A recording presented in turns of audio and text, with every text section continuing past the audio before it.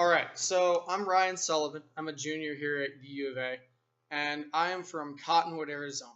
So, from my mom's side of the family, all of her relatives stem from England and Poland and some other European countries. And there are many generations of English speakers on her side of the family. I've never known of anyone else that is in our family history that spoke anything other than that. As far as my dad's side, all of his family is from Ireland. There's not much that I know about my dad's side before my grandfather, but everyone before him I know were direct immigrants that came through Coney Island. So that's pretty interesting. One of the things that influenced the area that I grew up in was a large Hispanic presence and the Yavapai Apache Nation. But I was never taught that there were any bad languages growing up, and I don't imagine that anyone else in my area felt that way either. But as far as the Yavapai Apache presence goes in my area, there were large national monuments in the area, and then small ruins that are scattered all over the area. And there was actually a little rundown hut that was located a couple miles from my childhood home that my brother and I would go explore from time to time. And there we would find arrowheads, pottery, some old animal bones. It was a pretty interesting little place to go check out from time to time.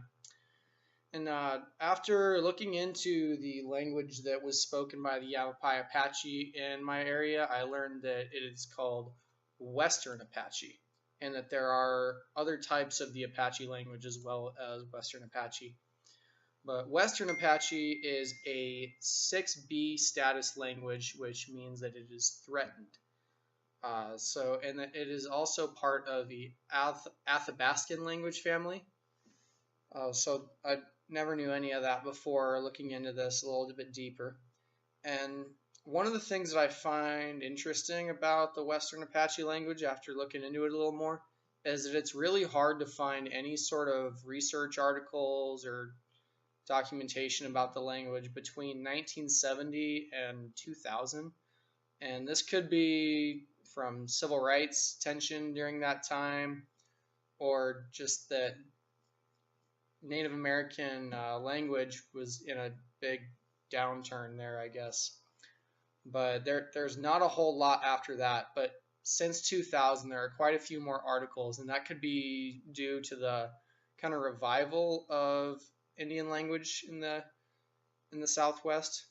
But yeah. So when I was growing up, I was always allowed to speak my own language. Obviously, I'm white. I speak English. There's no problems with speaking English in any schools, and there was never a problem for the Spanish kids to speak Spanish to one another in class. Some of the teachers obviously couldn't communicate with them well because they're not bilingual. They were not taught Spanish, so they didn't know it. But whenever we would go on school field trips or have something to take home to our parents, all of the permission slips and flyers were always printed in both English and Spanish on both sides. But the Hispanic kids were put into language classes to help them learn English a little bit better. But looking at the Native American kids from where I'm from, it was obvious that they were all taught English growing up.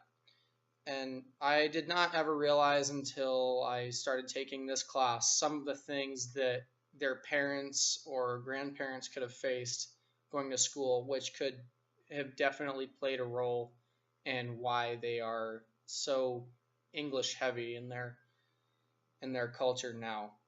But yeah, after looking into some of the things that some of the Native Americans in my area could have faced, it's pretty heartbreaking to see some of the things that could have gone on, getting beat in school for speaking their native languages. And then I looked into the Dawes Indian Removal Act, and that was again a really heartbreaking thing to read about.